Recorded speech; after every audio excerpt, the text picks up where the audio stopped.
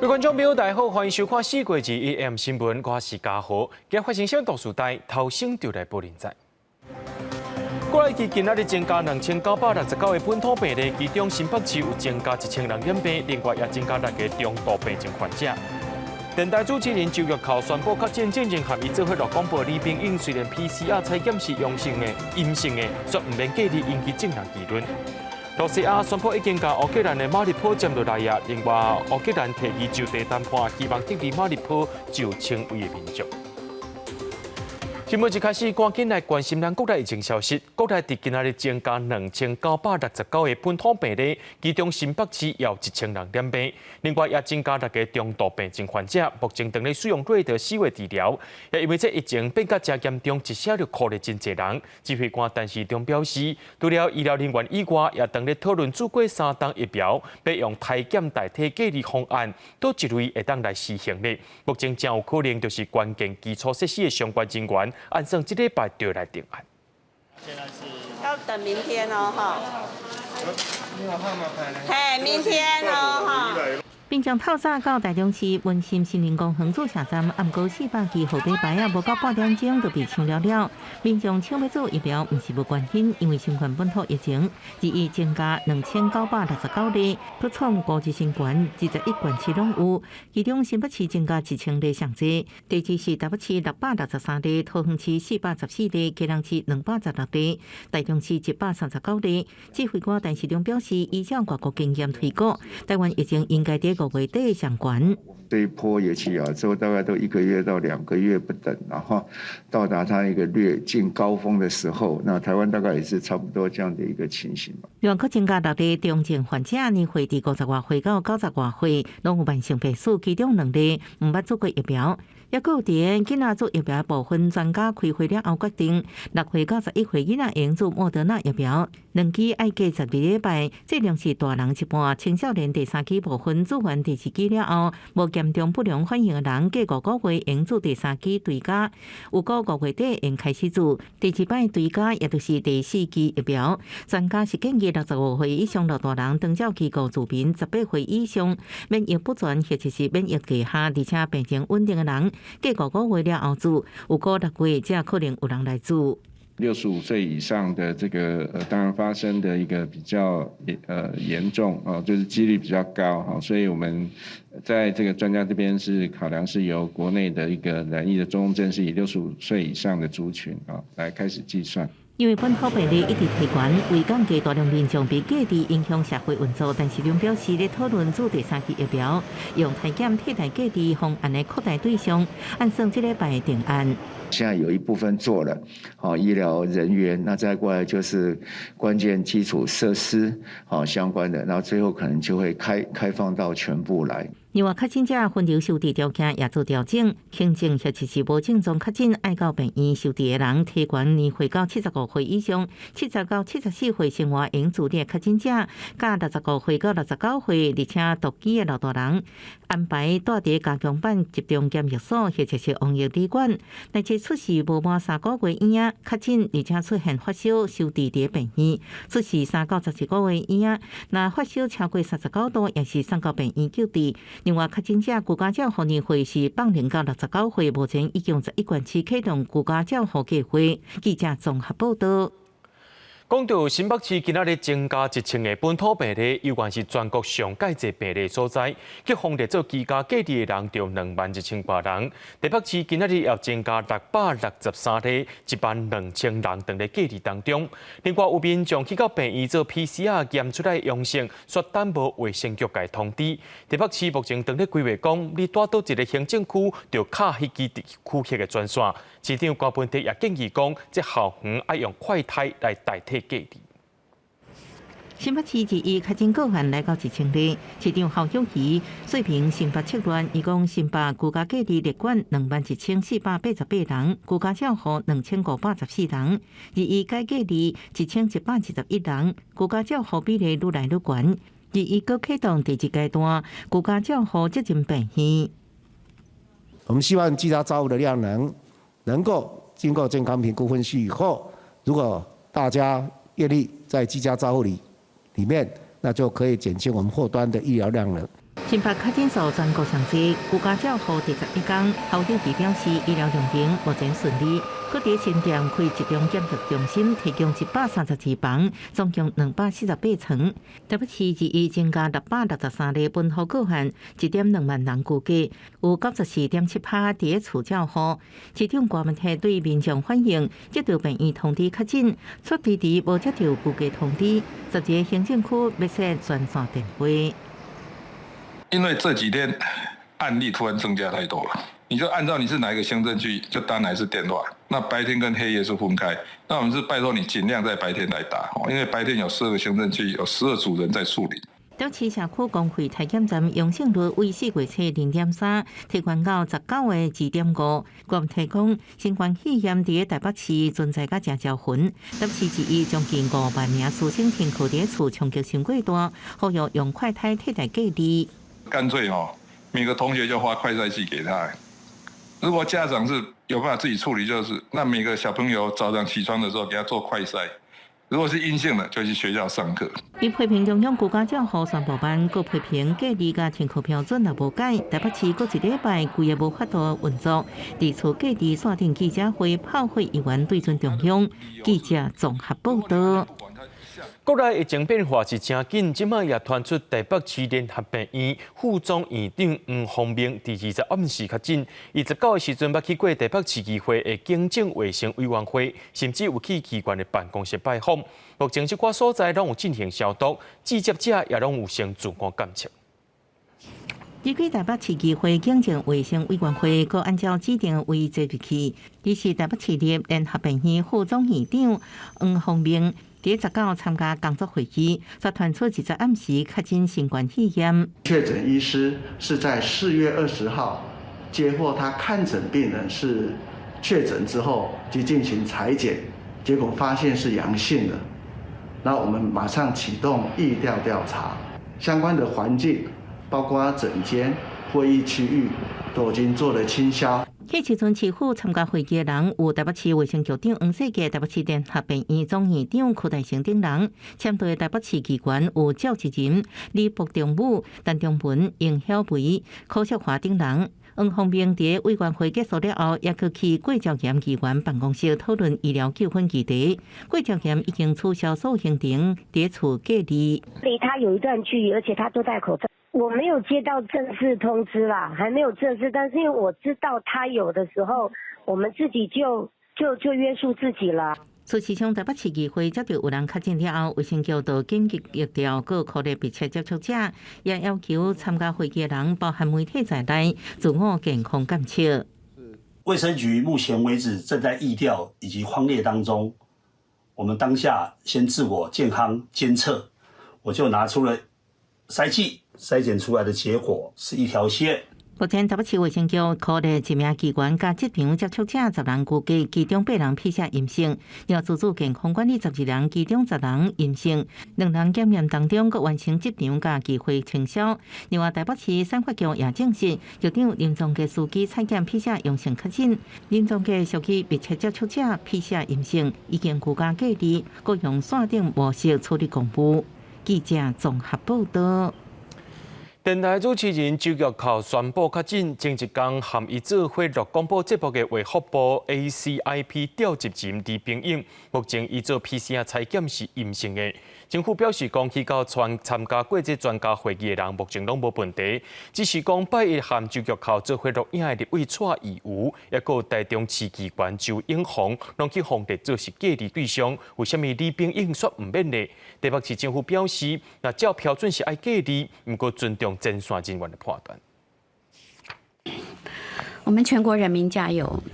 加油！20现场直播的电台节目主持人周玉蔻甲传染病防治咨询会预防助成组调集人李炳英共一间，隔天周玉蔻宣布确诊。昨天有开那个 ACIP 委员会啊，那这样子他们工作会受到影响吗？应该不会啊，那是间接接触，要看我有没有感染再讲吧。不过李炳英早拄参加过专家会议，流行疫情指挥中心是讲李炳英 PCR 阴性，迄天参加会议的人无问题。不过18家周玉蔻工厂录影立委蔡依瑜，互嘉义县政府要求居家隔离10天。台中市议员周永红嘛爱居家隔离，不过李炳英还未隔离。那如果他们的确有拿下口罩，而在一个时间待得比较久的地方，在原来的标准里面，可能还是会被居家隔离。不过这个部分我们会尊重第一线同仁的专业判断。当然要看你接触的一个情况嘛，哈，那基本上我们在对密切接触者的定义还是一样，哦，等于是在没有适当的防护之下，哦，那接触超过15分钟。确诊数一直创下新高，中央为了调整疫调天数，确诊者普遍前2天2个人有，其中1个无挂喙罨，斗阵超过15分钟以上，算是密切接触者。民众若是密切接触者，爱隔离10天，酷热期满快筛阴性，隔离期无出现症头，才会当该隔离。若是酷热期满快筛出现阳性，就爱 PCR， 阳性爱居家照护，还是居家治疗。隔离期若是出现症头，嘛都爱快筛，出现阳性，同款都爱个 PCR 确认。若是拄到接触过密切接触者的人，就爱自主健康监测，搭配接触过的人是阴性，安尼才会当解除监测。只是单卫生节目为去年解禁了后，若做会当保持社交距离，也是讲有物件隔开的设备，就会当唔免挂喙罨。若是接触过确诊者的身份认定，中央认为爱依照个人疫调情形来调整。记者综合报道。即摆有风声讲，有保险公司唔承认4月到10月之间民众所买的防疫保险单。今日金管会要出面解释，只要这保险公司有发出保险通知书，就算是有契约存在，这民众唔免烦恼。最近确诊数增加真侪，防疫保单销量原来增加，一款业者多方面考虑紧急宣布停卖，个修改保单内容。2日传出有公司无要承认4月至6月的防疫保单，个有保险公司传简讯通知原客户，扣钱就继续保，不过唔是保旧保单的内容，是调整过的新内容，拢引起讨论。已经成立的保险契约权益本来就不会受到影响。契约成立之前，如果它有调整的内容，应该要提供客户来做选择。那当然，保险契约一旦成立的话，就要照保险契约来履行。也就是说，你今天保险公司跟你讲，那你已经给你一个通知，那你已经缴保费，那按照契约规定的话，你的保单就成立了。对这项代志，金管会进行了解，强调防疫险是属有1年期的保单，无保证续保。保险公司会当依照风险量做续保加风险的控管机制。不过，爱伫契约成立前，将调整了后的内容予客户选择，若做保护缴钱，契约就成立。大家对这种金融的这种公司啊，已经变成一个没有信任了，会不会衍生出我们以前买的储蓄型的保险，以前买的投资型的保单，保费缴的比较多的，金额比较大的，也产生了不信任感，会不会让客户造成提前解约的这种一窝蜂的这种情况发生？保险专家分析，一般来讲，保险契约若做成立，保险公司都要依照契约来做。不过以后若是保险公司考虑保单理赔金伤悬，甘愿去金管会罚几落百万来减少赔偿金的损失。虽然以后可能因为安尼歹名声，不过政府嘛爱预防，其他的保险公司嘛拢安尼做。记者综合报道。本土疫情继续在滚价，新竹市的居家隔离人数已经有上千人。启动在家接护了后，这外送的订单变真多，也因为指挥中心要求外送员要将物件送到门卡口，就外送员认为安尼做是强迫因就要接触到隔离者，引起外送员的反弹。另外，高雄要社区唔好请混人入来，也因为安尼生这外送真悬，甚至是送油马的拢无法度去送物件。高雄市政府已经发公文要求配合，那刁难防疫的特别处罚。不要成为防疫缺口，外送员需要保障。外送员徛几排大声抗议，本土疫情继续扩大，干那新竹市地区隔离人数都超过1000人，加上地区照护计划启动，造成外送需求增加。未少外送员拢接到隔离，也是确诊民众的单，有一寡人甚至坚持现金付款，互外送员烦恼就被风险提悬。你现在是放轻症确诊者隔离在家，对我们来讲，我们的风险会更大。外送员法律定位不明，无自行家己职业工会人，连劳健保、一载等保障拢无。也毋过指挥中心所要求外送员也是社区管理员，爱送餐到门口，引起外送员不满，希望恢复3级警戒做法，设伫外送区佮强制以路卡付费。他们警卫都不敢什么的，你什么都不愿意的时候，都要我们去冒死。那如果说我今天被感染之后，我是不是去传染下一个跟我面交的客人？因过各县市陆续启动地处教学，那外送员为难，高雄8日开始地处教学，除了全市38区总干事配送红药包，也有社会局甲环保局人员协助送餐，也是请文本数，所以也传出有大楼刁难执行勤务人员。不管是大楼也好，或者是社区也好，大家都能够互相的体谅。互相的包容，不让他进去，然后也不帮他拿，这样子有比较离谱一点。高市府行文专区6500个公寓大楼管委会要求配合防疫，若无将以团点病防治法开罚3000万5。市府实施法则了后，有一寡大楼犹原坚持杜绝华人进入，也过会请管理员将餐点也是防疫包转送予地处教户，也是隔离民众，确保大楼防疫安全。记者综合报道。国内疫情严重，进前有一个2岁囡仔确诊死亡。指挥中心即摆也宣布，囡仔若准确诊，伫咧在家照护期间内出现这金马会抽会喘、意识无清楚、流清寒一寡症状，会当敲119，或者是家己送去病院。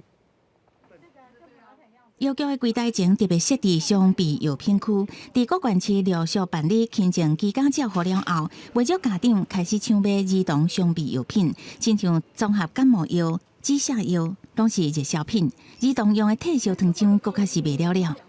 对，其实家里有小朋友的话，其实平常除了给他补充一点维他命 C 跟 D3的滴剂之外，我会建议备血氧机。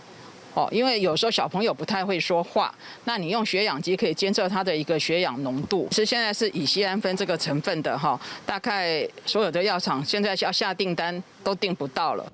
虽然厝内有这双臂药，不过指挥中心公布，两组确诊儿童伫居家照顾的时阵，出现发烧超过48点钟，也是发烧超过39度，合并有胃寒、流清寒，或者是退烧了后活动力无好，会喘、胸坎会痛、持续吐、头痛，也是腹肚痛超过12点钟，无食物件、无放尿，这拢是就医的警讯。另组阁出现会慢筋、经脉唔知人、血氧量比90%较低，阁会变清寒这个镜头，爱敲119，还是家己送医。避免去触发电子围篱，所以能够先跟卫生局告知，再去紧急就医，当然比较好。当然，我们也从这个过去几个事件会知道，说有真的很紧急的时候，可能卫生局一时联络不上，开放就是说有这个紧急外出，先去就医之后再跟卫生局或我们1922来报备。罗义军表示，囡仔感染着症头，甲一般的感冒差不多，主要会出现咳嗽、流鼻水、咽喉痛，也甲发烧这4大症头。厝内若做有双臂感冒药，都要继续准备，会当帮助治疗相关的症头。记者综合报道。花莲县因为要举办这全国中等学校运动会，自16到21这段期间是停课的，22开始就要登去学校上课。县政府也呼吁家长爱甲囡仔做快筛了后才送来学校。今仔日快筛站着真侪囡仔去检验，有家长烦恼讲规定人伫遮会增加感染风险。不过这药局又搁买无这快筛试剂。指挥中心表示，2间国际抢败的这快筛试剂，上紧伫4月底5月初就送到位，大约2000万剂。为避免疫情伫校园摊开，全中分虽然延期，花莲县府议员决定16起县内各学校停课4天，不过这段期间依然有学生同步确诊。我们全县各乡镇的一个暂停实体课程的一个统计，那到目前为止，今天呢总共有45所的学校暂停课程。为2日开始，花莲除了依照教育部规定暂停全校课程以外，各学校都要恢复实体上课。县府呼吁家长带囡仔去快筛，确定阴性了后才去上课。目前负责花莲快筛业务的国军花莲总病院，预防证实这2天囡仔来快筛数量增加1倍，预防疫情分区分时分流来处理。时间从12点钟到晚上的7点钟，所以时间是蛮长的一段时间。那我们当然希望各个家长还是说各个民众要来采检的话，希望不要集中在某一个时段。未少家长认为带无症状囡仔去病院快筛实在伤过危险，不过社区药局阁买无家用快筛试剂，到底有偌济家长愿意带囡仔去快筛，恐怕无这么乐观。是不是政府说可以提供给我们这样？既然说要上学，应该有预备这些快筛给小朋友来那个施行快筛，我觉得是比较好。确诊人数一直清悬，民众反映试剂正歹买状况。指挥中心指挥官陈时中表示，按算上近4月底到5月初有超过2000万支进口试剂进货，国产的业者也按照原本用型契约来用货，而且会赶紧启动新名字，提供民众的快筛需求。记者综合报道。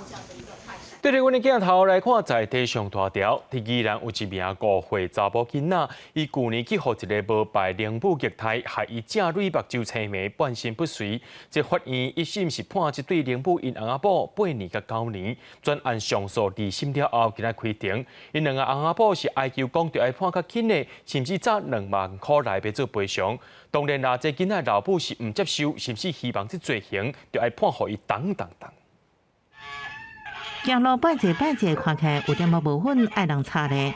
这查某囡仔会变做安尼，家属指控拢是因为伊。头地的姓詹的年母被指控甲先生虐待，迄时阵才5岁囡仔。带电话来吗？年母先生自审开庭时阵准备2万块买赔偿给妈妈，互对方拒绝。这案件发生在去年3月，囡仔妈妈指控每个月付2万块，将查某囝互宜兰的年母照顾，煞遭到虐待。囡仔吐白泡，昏迷不醒，送医救回一命。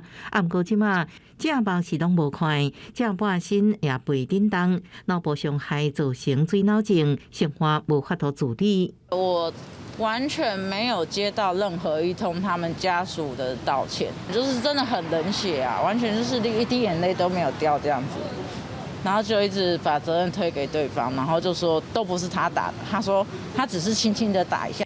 年母因表示，囡仔是伫厝内底耍卡到才受伤，无承认虐待，不过无得到第2合议庭采信，一审分别依照妨害有利发展地当上罪，判刑8年甲9年，专案上诉2审了后1日开庭，两人请求轻判，特别是基本的生产的年母也请求交保，不过囡仔妈妈批评两人无悔意，甚至用110万要和解。实在想无查某囝为什么被虐待，希望司法重判，还家属一个公道。记者综合报道。伫咧苗栗的德丰教养院，去年发生甲一个28岁自闭症的医生苦毒到死案件。检察院今仔日公布这调查结果，认定机构长期以来服务身心障碍者的骹手无够，员工一直咧走，而且因训练的时数也不足。通过对主管机关为福部甲苗栗县政府的纠正案。苗栗德丰教养院去年7月发生4例的自闭症医生互人虐待死亡案，检察院2日召开记者会，公布调查结果。德丰教养院长期有身心障碍服务专业人力不足，人员真正流动是训时数无下规定的缺陷。不过中央甲地方主管机关拢无积极督导改善，通过纠正为福部甲苗栗县政府。97年一直到107年都是这样子的。那长期人力不足哦，那只有在105年有罚了6万。苗栗县政府罚了6万，我们认为这个苗栗县政府没有积极督导是这个德丰教养院，我们这个也纠正。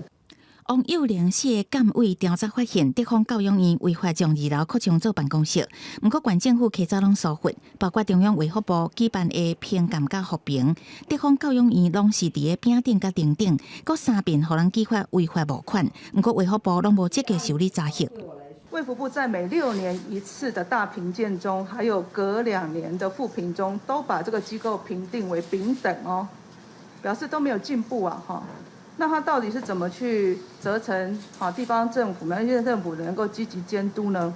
德丰教养院去年8月，互县政府下令停业1年，采罚30万。检察院公布纠正案了后，下晡大门锁定，负责人拒绝受访。苗栗县政府是表示会好好检讨。苗栗县政府会虚心的接受认真的检讨。那有对于身障机构的督导管理以及退场机制，未来卫福部在修法的时候，县政府也会将我们实务管理所遇到的困难来做一个表达。苗栗地检署今年1月，要依照刑法施行加禁致死罪、伤害罪嫌起诉拍人搁帮医生的生活服务员、社工员，也甲行政助理拢总3个人。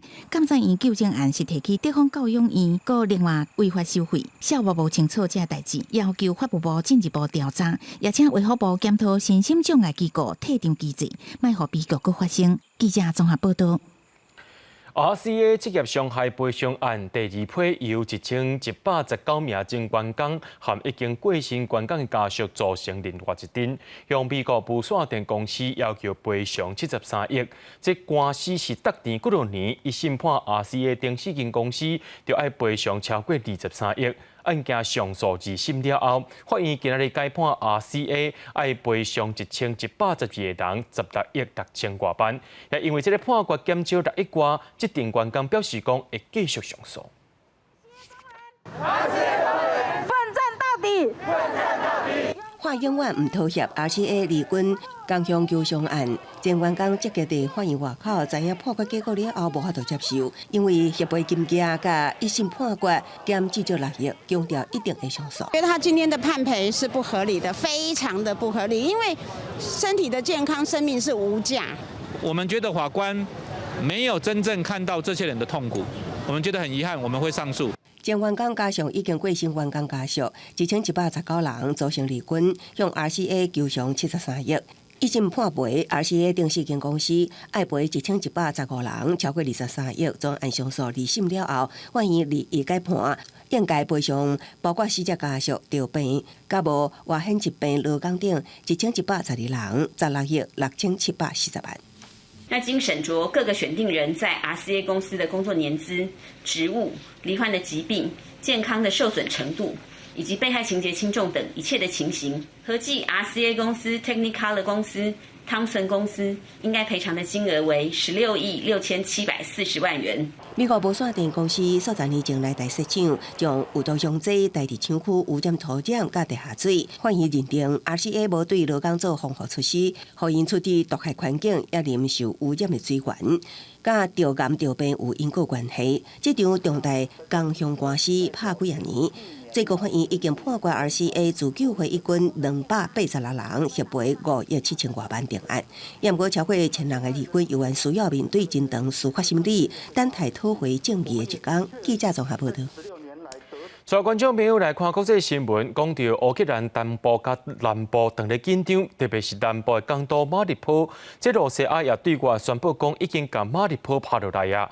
罗西亚这边拍落来了后，乌克兰官方是无来回应这项消息。乌克兰代表也提起讲，会当伫咧马里坡这个所在和罗西亚进行特别谈判，也希望会当甲9000名的军人也个民众撤离。不过罗西亚根本无咧甲因回应。根据着目前上最新的消息，这普京已经下令暂停最后的攻击行动，不过也是爱甲一个钢铁厂继续包围起来。马里坡顶边庆祝乌烟，俄军集中火力攻打顿斯巴，围困乌克兰这个东南部战略港市。几晚发出最后通牒，也毋过俄军死守最后一个据点阿索钢铁厂绝不导航。Ситуація на сході та півдні нашої країни залишається максимально жорсткою. Окупанти не полишають спроб за рахунок нового масштабного наступу вибороти. 目前，这个钢铁厂内估计有9000名平民受困。乌军拜三声称当地兵力不足，要求国际协助，村内数千军队甲民众撤离。乌克兰谈判代表、总统府顾问普多利亚科也已推文指出，为了拯救乌克兰人民，提议甲俄国伫马里坡举行特别会合谈判，无有设任何条件。另外一位乌克兰谈判代表阿拉哈米亚也准备加入。也毋过，俄国并无随做出回应，电到点出军事武力，公布伫俄国北部成功试射下当载协助弹头萨尔马特就这弹道飞弹影片。Это действительно уникальное оружие будет укреплять боевой потенциал наших вооруженных сил. Надежно обеспечит безопасность России от внешних угроз. 俄罗斯总统普京伫电视转播的单位中警告，这项武器会当使敌人受了后才做，因为美国事前防通知，所以将这项试射看作是例行性行动。不过国际间更加烦恼的是，俄军强攻乌东，将带来更加大的人道灾难。顿内茨克城市克拉马托斯克的居民烦恼变成后一个马里坡已经陆续出走。Потому что боюсь, что здесь будет в Мариуполе. Не хочу, чтобы здесь собака осталась. Ветеринары все выехали. 根据联合国难民署的统计，自俄乌开战以来，已经有超过500万乌克兰人出走。虽然附近的波兰等国寻求协助难民安置，不过流落他乡的乌克兰人拢毋望战争早日结束。公司新闻张慧敏编译。法国总统大选第2轮投票为一场电视辩论会，第21时开始。想要拼连任的马克宏甲另外一位候选人勒庞，针对着不计乌克兰战争、欧盟退休年龄、气候变迁，抑个伊斯兰问题2个人对射。辩论了后，民调显示马克宏目前是占赢面，被到60%的观众认为伊较可靠。为了无要互5年前危险的代志搁发生，法国极右派国民联盟的总统候选人马林勒庞取消几啊场造势活动，专心准备这场全国电视辩论会。勒庞女士的运气不了好，抽到先发，一开喙就为马克宏的弱点下手。生活开销一直加悬，人民真痛苦。勒庞强调，伊将削减能源征得税，30岁以下少年人也唔免纳所得税。Moi, je veux véritablement faire du pouvoir d'achat la priorité de mon prochain quinquennat si les Français me font confiance. 马克宏表示，伊主张对物价设定上限，佢讲效果会是减税一倍。所落来，马克宏转守为攻，将话题转向俄乌战争及2014年俄罗斯并吞克里米亚。勒庞是头一批认可俄国作为的政治人物之一，国民联盟也甲俄罗斯银行有较大关系。Que vous dépendez du pouvoir russe et que vous dépendez de M. Poutine. Parce que quelques mois après avoir dit cela, Madame Le Pen, vous avez contracté un prêt en 2015 auprès d'une banque russe, la First Czech Russian Bank. 勒庞回应，因的政党材料无好，而且无法国银行愿意贷款给因。2个人也就退休年纪、气候变迁、移民甲伊斯兰参修宪公投等问题互相攻击。辩论结束了后，民调显示马克宏较赢淡薄仔，有60%的观众认为伊更较互人信服，53%的观众认为马克宏表现较好，勒庞只有29%。也毋过50%观众感觉马克宏真自大。就亲和度来讲，勒庞以37%比马克宏的34%较悬。也毋过50%的选民认为勒庞互人烦恼。公司新闻王慧文编译。以色列政府宣布对23开始要取消室内挂嘴暗的防疫规定，不过伫病院疗养所一寡高风险的所在，也是爱挂嘴暗。另外，美国非洲法院认定 CDC 的嘴暗禁令是违法的，不过美国白宫昨表示应该会继续上诉。美国华盛顿亚特兰大堪萨斯这个城市19取消大众运输挂嘴暗的防疫措施，不是个包含纽约、芝加哥，还有洛杉矶这个大城市，同款是依持这项规定。美国的民众对这件代志，伊的意见嘛是拢无同。I think the people who say it's infringing on their rights, well, they have a right to die if they want to, but I choose not to do that just yet. Yeah, I'm very happy to not wear a mask. A lot less stressful, not having to worry about having a mask for everybody. 佛州法院伫个18即天裁定讲，要并搬美国疾病管制还有预防中心 CDC， 要求民众伫个无人机、火车、公车等关这大众运输工具，都爱挂嘴网的规定。这项规定会伫个5月初3到期。白宫伫个20表示讲，假使这个 CDC 若认定讲挂嘴网有必要，安尼就会甲这项裁定提出上诉。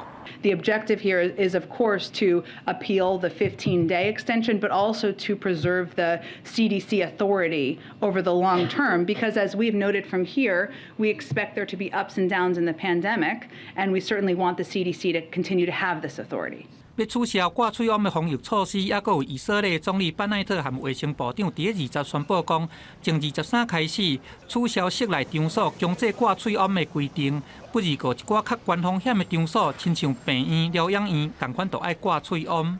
It's wonderful. We can see one another again. We can see our faces. We can breathe. אני במקומות ציבוריים אמשיך לחיות עם המסכה. אני לא רוצה את הווירוס של אף אחד ולא רוצה לחלק את שלי עם אף אחד. 因若伫个西班牙，嘛有一个31岁女性的医护人员，伫个20天内去挖着2种无同的新冠病毒。根据 BBC 的报道，伊伫个去年12月下旬去挖着德尔塔变种病毒，今年1月佫去挖着 Omicron 变种病毒，安尼嘛来称做烧话烧人期上低的记录。这嘛显示讲，就算讲确诊者有完整来接受注疫苗了后，同款有去消化掉的可能。英国从4月开始，已经有90万人伊感了，搁再敢去化掉。公司新闻，郑依仁编译。全世界拢准备要走向含这病毒共存的方式，至少有真侪人唔免关在厝内，也互影音平台 Netflix 的人客走真侪，加上其他影音平台伫手市场19公布因的财务报表了后，20的股价就随落超过35%，也互因的市民价值随减少大票一条5000亿。疫情等候部分国家会当去电影院看电影，期间隔离人数减少，影音串流平台开始出现退订。过去10年订户数成长真济的影音串流平台 Netflix， 伫疫情稳定，伊个加上同业迪士尼、亚马逊竞争下，真济人退订，估计也多落价。Netflix stock over the past 6 months or so is down about 65 or 70% from its peak. And that is somewhere around $150 billion worth of total market cap. 11 or 12, the stock is actually still up 25-fold. Netflix 19暗公布上新的财报，显示顶一季出现10多年来头一届订户数流失达到20万户，这季会阁减少200万户，其中也包括因为俄乌战争停止伫俄罗斯的服务，损失70万用户，和20股价落超过35%。期待消息500亿美金，超过大票一条4700亿。Netflix 为了刺激用户成长，除了加强防止用户将密码分享给亲友，和一寡用户唔免付费就会当使用。即马考虑增加继续开销有广告的串流服务。But we think that is a very good strategy. It's a complete about face for Netflix.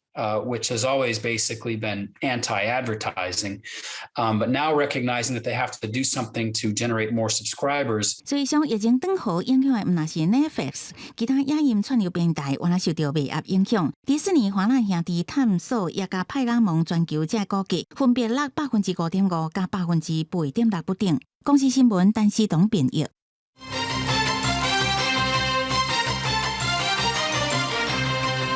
立法院交通委员会今日继续审查代替公司化草案，知影党立委批评这交通部也是无甲工会沟通，嘛这期安全改革伫咧公司化进程就会当做的。交通部长王国材表示，工会版本甲行政院版本是差不多相同，毋过要进行的速度却是无啥相像，也讲到看过工会版本了后会另外做调整。代替公司化的争议也搁咧继续。代替企业工会日1半暝发出一份公开批评交通部长王国材干那要达成任务，无听入代替员工的心声，互人无度相信。王国材日一出席立法院交通委员会审查公司化条例进程接受采访，表示工会甲交通部的想法同款，只是步调无相同。他们需要慢慢的来谈。那我是觉得安全这个课题，一直有一个压力，让我希望说公司要赶快做。昨天开了信，他们对于安全对于服务，事实上他们想法跟我都是一致的。王国材表示，有甲行政院版本的草案甲工会版本做对照，有按算一寡调整的方案。不过审查会议并无顺利，在野立委针对交通部无甲工会沟通甲安全的问题提出批评。基层沟通没有完成之前，我们希望主席、希望召委能够审慎。如果说没有公司化就没有这个绝对安全，那这样子台铁局现在就可以关门啦。那也没有人敢保证公司化之后就绝对不会有任何的意外。落尾草案23条条文有7条无通过审查，保留送交议会讨论，其中包括短期债务处理、资产的处理、员工福利待遇等等，拢是甲工会上有争议的部分。另外一方面，代替工会按算5月初1劳动节发动的卖加班行动，可能影响高城车帮。交通部嘛提出高铁、客运等等疏运方法，会伫2日正式公布。有高铁、有国道客运、公路客运的加班，没有的部分开列火车。什么叫列火车？就是游览车当做火车来走。我那个车就在每一个车站当做我的停靠点。立委批评以客运运输会造成一般的道路大塞车。王国材表示，目前会使保证民众一定有车通坐，交通状况是另外考虑的议题。但是代替工会是态度强硬，嘛放声未来5日节、中秋节、双十等等嘛袂配合加班，对官方的草案表达抗议。记者郭本郑派文台北报道。美国、中国嘅国防部长20有通过电话，美国声明因是咧讨论美中防务加乌克兰情势。另外，美国嘅陆军也伫面册顶头公开相片，这内面也出现咱台湾嘅国军，这也代表着台美军事交流开始公开化了。像国军被采装的士兵都徛伫美军边仔，都胸口也搁盖中华民国陆军标章，这是美国陆军装甲基础军官领袖课程面册打出的相片，引起热烈讨论。国防部表示，台美交流真侪年，这是双方军事教育课程。去年2021年也有美国安和旅跟台湾的合作，还有就是美国陆战队跟台湾陆战队的这个战术演练，也都是逐渐的，就是说对外揭露。学者分析，美军这几年对台湾的合作也渐渐公开化，无像过去同款营营业业。另外，军国的 M1A2 体战车，明年国军也会派员去美国进行接种训练，台美关系相关。美中防长20也罕见的进行跨海通话。美国国防部声明表示，双方就美中防务关系、区域安全甲俄乌情形进行交谈。不过，中国国防部的声明都特别强调，有针对台湾问题表明严正立场，强调台湾是中国未当分割一部分，美国不应该低估中国的决心和能力。这个中国国防部他们发布的这个声明，有特别凸显到这个有关于台湾海峡议题的讨论，也有刻意去误导。来诠释美方的发言。外交部批评中国是咧透过这摆对话再次对台发动认知作战，提起民众注意。台美关系密切友好。中国海军23成立73周年，共军先透过网络影片展示，先进研究21反蓝飞弹为055驱逐舰顶发射。军事分析家认为，可能是针对台美进行战略威胁。很多人都在怀疑说，莫斯科号就这样子被飞弹打沉了，那解放军的船会不会也有可能会被我们的雄风飞弹给打沉？所以其实解放军他趁这个时候去展示他的一个实力。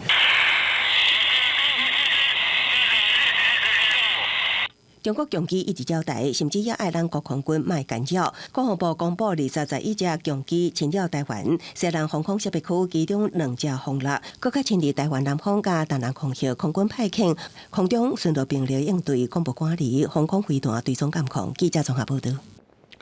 过去的统测伫4月30也有5月7日要来开始考试咯。昨昏全国是讲着420个学生胃着病，互学生甲家长是真紧张。教育部长潘文忠再去强调，这考试会照常举行，也已经有规划400多间的隔离考试场，会当提供予3000位需要隔离的考生使用。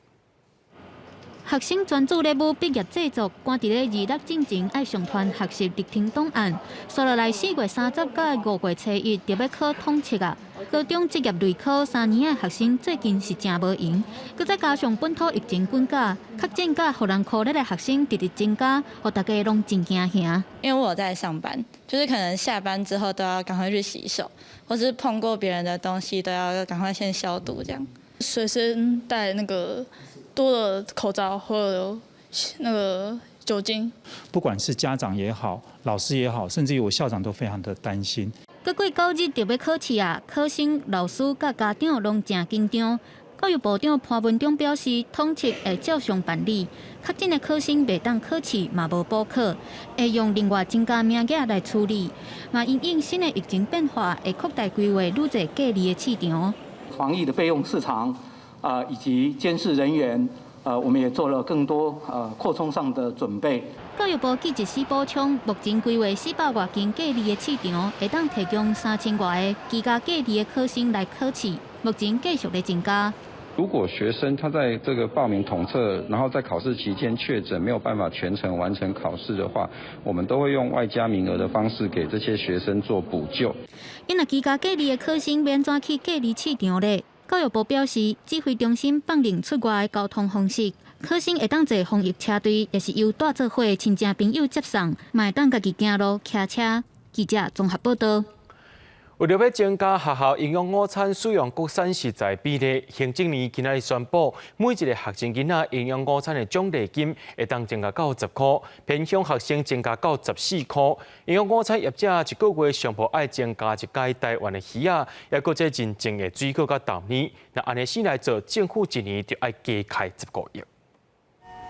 学校中昼顿爱食在地食堂柜，为鼓励团膳业者增加使用3种1口国产食材，行政议决定5月开始，每一个学生每餐奖励金为6块提悬到10块，偏向为10块提悬到14块，连老师拢包含在内，有过180万人受惠，增加15亿的预算。我们希望1个月至少会有1次。是可以吃到我们在地的国产的水产品，那这个当然是会有经过许多的处理，避免像一些鱼翅等。不止增加国产鱼排、鱼翅提悬奖励金，也增加国产水果的奖金，亲像芭乐、柑仔、卡马豆，也有国产黄豆生产的豆奶等等。另外，也增加国产杂粮的使用，甜汤增加红豆、土豆、番薯汤等等。真的也是蛮辛苦的，对我们业者来讲，绝对不是一个轻松的事。但是还好，他今年这一次也增加了老师的补贴。业者讲，虽然奖励金提悬真好，不过也是希望部分地方政府应重视学校中昼顿介绍升过价问题。希望说，其实要去检讨午餐的价格，22县市从最高的65元，一直到最低的20几元。其实这部分如果说没有中央的这个3张 EQ 的这个奖励，确实很难去做到午餐的一个品质的一个提升哦。农委会正常表示，会按照农产品介绍定出中昼顿奖励金的普通公式，对不给调整。不过，主委陈吉仲表示，这摆增加甲公式无关，是因应食农教育法通过，扩大使用国产食材，增加奖励金未有退场机制，年度预算金额也会20亿增加到35亿。记者综合报道。咱常常听人伫咧讲，一溪无鱼百溪钓。家己在一桩是较赢看别人。自从这旧年中国禁止台湾的往来进口了后，咱台湾的往来外销受到正大影响。不过，即阵家己面向的果菜生产合作社加地方中央政府做伙辅导合作之下，配合着贸易商成功拍入去日本的市场。不过，农民也是希望讲，咱的政府也是会当注重咱国内往来市场的介绍。国菜合作社主席召开往来分装的过程，测定往来要增加预算数量，佮用塑胶篮来代替纸箱仔，降低包装的成本。合作社讲，去年中国禁止进口台湾往来，不过即马对日本的外销开始增加。因为要封这些单在我们设备上，在包装设备啦，在我们田间管理啊，我们均有做提升。嘉义县政府表示，嘉义县往来净造面积大约1500公顷，今年的产量有将近6万吨。占全国产量13%，过去主要外销中国，即马得到日本市场的肯定，嘛替在地往来产业找到新的出路。农委会主委陈吉仲嘛强调，上月挖克中国市场的情况会当改善。预计今年至少外销到日本的凤梨数量会超过3万公吨，因此我们会让整个产地的价格，现在在屏东、高雄采收，台南、嘉义也陆续维持在一定的水准。这样我们依赖中国的单一市场的幅度就大幅度的减少。台湾1万公顷的往来生产起来50万吨，咱外销只不过是2万吨，伊所有的钱拢摕为外，95%摕去外销去，4%来照顾咱这农民。啊，即马产地往来2块、4块、7块都无够，反正一价得50万的成本嘛。为了推广农产品外销，政府尽量合作业者，不过也是有农民表示，希望政府唔通干那重视外销，国内介绍嘛要注意。记者林慧婷，嘉义报道。再来看这条，唔知观众朋友你是讲梅啊，也是讲唔啊，或者是讲梅啊咧？这4个月啊是唔啊大出的期间，来看南投仁爱乡今年这唔啊的产量袂歹，又搁大粒，乡公所也有办活动要甲游客试唔啊。生的菜糜是一个人爱食的事修啊，不过伊是安怎做出来，你敢知影？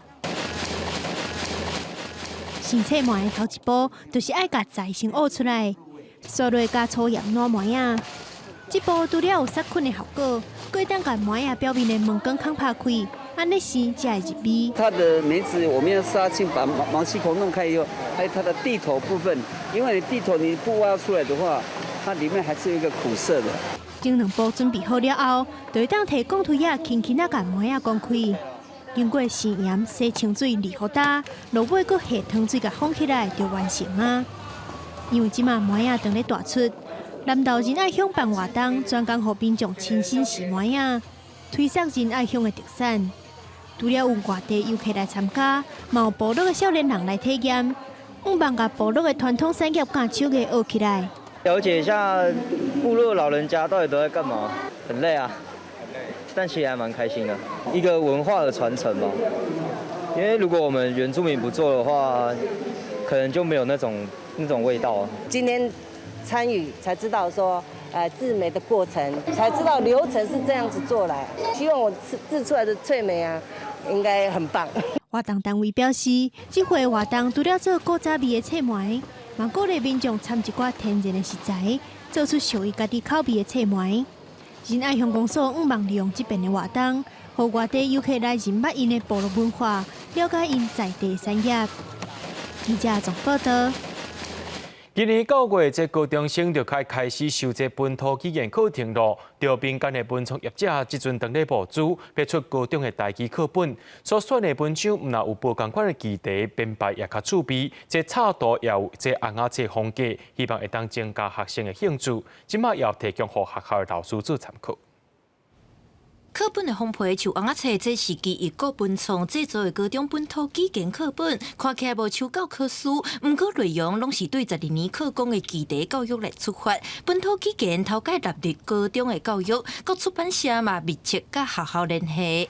那因为我们想要再增加，就是学生的就是图像的素养，我们发现就是语言是一个脉络，那图像是另外一个脉络。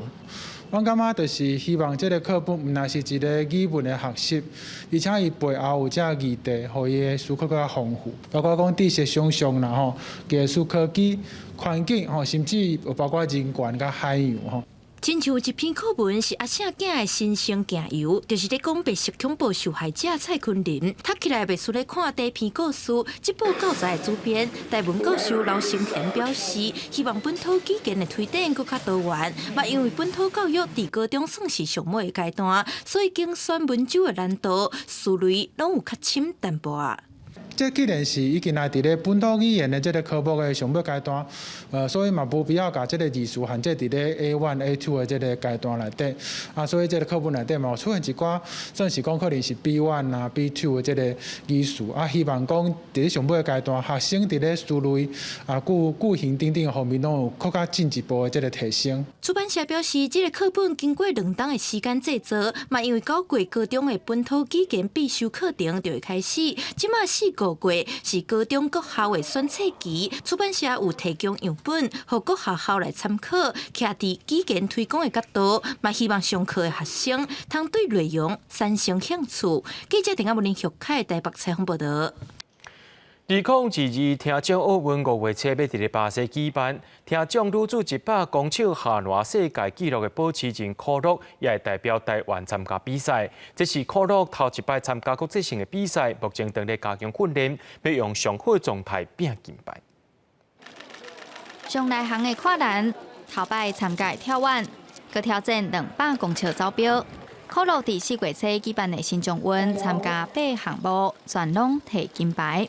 其中100公尺跨栏、800公尺走标破大会纪录，100公尺走标破大会甲全国纪录。第1名台中市许乐，成绩5公尺04，恭喜获奖选手，感谢安庆龙教练为我们颁奖，谢谢。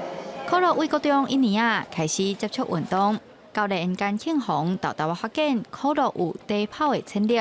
但也着先解决听障选手身体较失平衡的问题。有特别为着伊的不平衡的情形去设计一寡课表来互伊练习啦。即摆当然时间一久了，这个课表拢有咧做，伊的稳定性就较好啊。跨栏比赛走、下、落、拿架啊，动作水开流裂。可乐即阵已经克服平衡感的问题，目前也是听障100公尺跨栏的世界纪录保持人。面对5月初巴西的听障奥运，可乐也用平常心看待。每一场比赛对我来说都是很重要的，所以我每一次都会努力用我最好的状态去对待我的比赛。是随着我的经验慢慢越来越多之后，我慢慢的去抓到说紧张和兴奋的那个中间点。真的讲疫情啊、交通啊、时差，个这个部分我都克服，应该是无啥物问题啦。对伊来讲，比赛强度应该我都克服，为咱台湾摕到金牌安尼。简庆宏表示，健康出国、健康回来是上要紧的，对摕金牌有信心。伊也讲会看科乐进步情形，家己2024年的巴黎奥运设定是未来的目标。记者杨淑晴、谢桂林台中报道。明仔载天气是好也是歹，做伙来看预报您就知。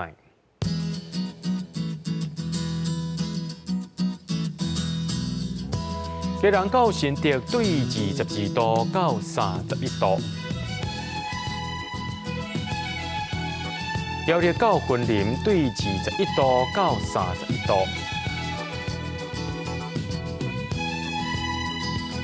嘉义到屏东对22度到33度。宜兰花莲台东对21度到29度，平湖金门马祖对18度到28度，也过未来3天气象。